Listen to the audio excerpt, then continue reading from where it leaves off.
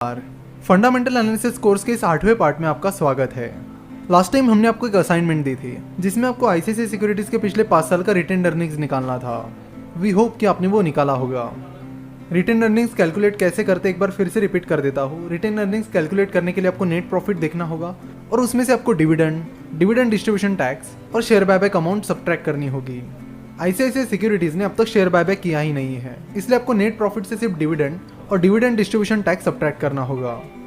Recently आपने observe किया होगा कि बहुत सारी कंपनीज डिविडेंड देने की बजाय शेयर बायबैक ला रही है और कई बार आपके मन में ये सवाल भी आता होगा कि ऐसा क्यों हो रहा है, तो उसके बारे में भी आज हम बात करेंगे। कंपनी अपने प्रॉफिट का कुछ हिस्सा अपने शेयर होल्डर्स के साथ शेयर करती है, उसे डिविडेंड कहते हैं। जब कंपनी अपने शेयर होल्डर्स को डिविडेंड देती है तो उस पर कंपनी को डिविडेंड डिस्ट्रीब्यूशन टैक्स भी पे करना होता है। इस डिविडेंड डिस्ट्रीब्यूशन टैक्स की वजह से शेयर होल्डर्स को डिविडेंड के जरिए जितना फायदा मिलना चाहिए था उतना नहीं मिल पाता है। इसलिए बहुत सारी कंपनीज ने फिलहाल डिविडेंड देना बंद कर दिया है और अगर कोई कंपनी डिविडेंड दे भी रही है तो वो छोटे मोटे डिविडेंड दे रही है। तो वो फिलहाल मेनली शेयर बायबैक्स पर कॉन्सेंट्रेट कर रहे हैं ताकि शेयर होल्डर्स को ज़्यादा फायदा मिले। तो चलो अपने मेन टॉपिक पर वापस आते हैं। हम बात कर रहे थे रिजर्व्स एंड सरप्लस की। तो रिजर्व एंड सरप्लस में बात की थी कि रिजर्व्स एंड सरप्लस में रिटेन अर्निंग्स एक बहुत ही इंपॉर्टेंट चीज़ है जिसे आपको बहुत ध्यान से परखना होगा और उसका एनालिसिस करना होगा। कंपनी के पास जो भी रिटेन अर्निंग्स है उसे कंपनी को अपना ऑपरेशन एक्सपांड करने में मदद होती है। सो रिटेन अर्निंग्स एक बहुत ही इंपॉर्टेंट फिगर है। तो आपको ये भी देखना होगा कि कंपनी का मैनेजमेंट अपने रिटेन अर्निंग्स को कितने इफिशिएंटली यूज कर रहा है, यानी अपने रिटेन अर्निंग्स को यूज करके कंपनी कितना प्रॉफिट कमा रही है, अपनी रिटेन अर्निंग्स की वजह से कंपनी को कितना फायदा हो रहा है। ये सारी चीजें आपको देखनी होगी। हम रिटेन अर्निंग्स पर इतनी देर से इसलिए बात कर रहे हैं क्योंकि एक बहुत ही इंपॉर्टेंट फिगर है ना। वो आपको मैनेजमेंट की एफिशिएंसी चेक करनी होगी कि मैनेजमेंट अपनी शेयर होल्डर्स इक्विटी को कितनी इफिशिएंटली यूज कर रहा है, और ये चेक करने के लिए आपको एक रेशियो यूज करना पड़ेगा जिसका नाम है रिटर्न ऑन इक्विटी।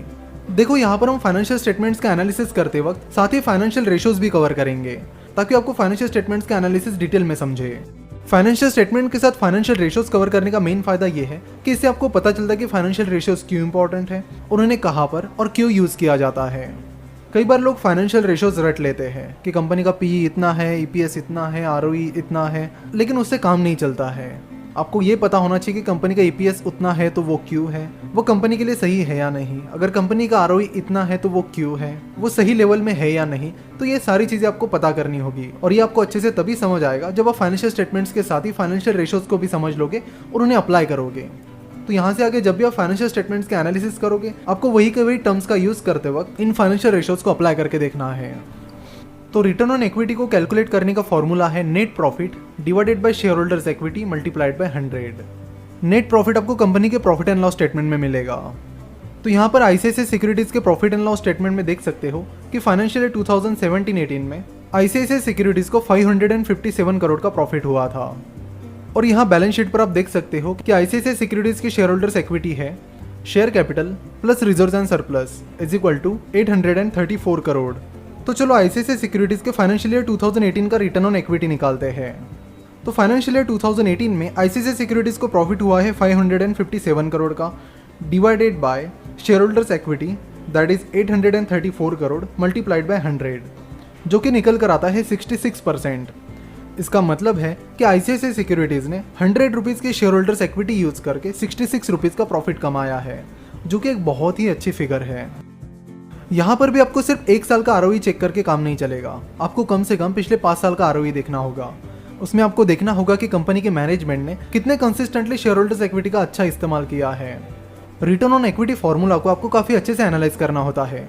कई बार होता यह है कि कंपनी ज्यादा डेट लेकर कंपनी का एक्सपेंशन करती है, जिसमें कई बार कंपनी का प्रॉफिट भी बढ़ जाता है।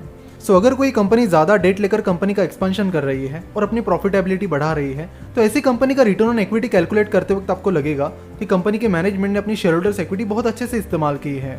जबकि बात कुछ अलग ही है, उस कंपनी ने शेयर होल्डर्स इक्विटी यूज करने के बजाय डेट यूज करके प्रॉफिट बढ़ाया है। तो ये आपको कैसे पता चलेगा?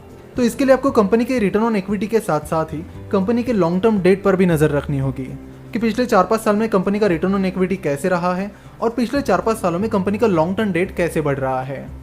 तो आपको समझ में आ गया होगा कि कितना सोच समझ कर एनालिसिस करना होता है। कई बार आरओई के पीछे डेट छुप जाता है, तो इस छुपे हुए डेट को भी आपको बाहर निकालना है और उसका अलग से एनालिसिस करना है। वो कैसे करते हैं चलो देखते हैं। शेयर होल्डर्स इक्विटी के बाद आती है लायबिलिटी। दो तरह की लाइबिलिटीज होती है, नॉन करंट लाइबिलिटीज और current liabilities. Non current liabilities मतलब वो लाइबिलिटीज जो 1 साल से ज़्यादा टाइम पीरियड के लिए है। फॉर एग्जाम्पल, अगर कंपनी ने 1 साल से ज़्यादा टाइम पीरियड के लिए लोन लिया है तो वो कंपनी की लॉन्ग टर्म लाइबिलिटी रहेगी, यानी नॉन करंट लाइबिलिटी रहेगी। वही करंट लाइबिलिटी मतलब शॉर्ट टर्म लाइबिलिटीज, यानी 1 साल से कम टाइम पीरियड की लाइबिलिटी। यहाँ पर आप देख सकते हो कि आईसीआईसीआई सिक्योरिटीज की नॉन करंट लाइबिलिटीज में 2 चीज़ें आती है, अदर लॉन्ग टर्म लाइबिलिटीज और लॉन्ग टर्म प्रोविजंस। तो लॉन्ग टर्म डेट नाम की चीज़ यहाँ पर प्रेजेंट ही नहीं है। इसका मतलब है कि कंपनी के ऊपर कोई भी लॉन्ग टर्म डेट नहीं है, जो कि एक बहुत अच्छी बात है। पर हमें डेट का एनालिसिस तो करना पड़ेगा ताकि आपको लॉन्ग टर्म डेट से जुड़ी सारी चीज़ें समझ में आए। तो यहाँ पर तो आईसीआईसीआई सिक्योरिटीज़ के ऊपर कोई भी लॉन्ग टर्म डेट नहीं है। तो नेक्स्ट पार्ट में हम एग्जाम्पल के तौर पर एक ऐसी कंपनीज आपके सामने लेकर आएंगे जिसके ऊपर कुछ ना कुछ डेट है, और फिर हम उस डेट का एनालिसिस करेंगे। अगर आप डेट एनालिसिस के लिए हमें कोई कंपनी सजेस्ट करना चाहते हो तो आप finnovations555@gmail.com इस ईमेल आईडी पर उस कंपनी का नाम भेजें। तो अगले पार्ट में हम कंपनी के डेट एनालिसिस को बहुत ही डीप में समझेंगे। वैसे फाइनेंशियल स्टेटमेंट्स का एनालिसिस एक बहुत ही इंटरेस्टिंग चीज़ है। कंपनीज के फाइनेंशियल स्टेटमेंट्स का एनालिसिस करने में हमें भी काफ़ी मज़ा आता है। जब भी हम बोर हो जाते हैं या करने के लिए कुछ नहीं होता है तो हम किसी कंपनी का फाइनेंशियल स्टेटमेंट्स उठाते हैं और उसका एनालिसिस करते रहते हैं, जो कि हमें काफ़ी इंटरेस्टिंग लगता है और मज़ेदार लगता है। तो थोड़ा इंतजार करिए, इस फंडामेंटल एनालिसिस के कोर्स में हम फाइनेंशियल स्टेटमेंट्स को काफ़ी डिटेल में समझेंगे।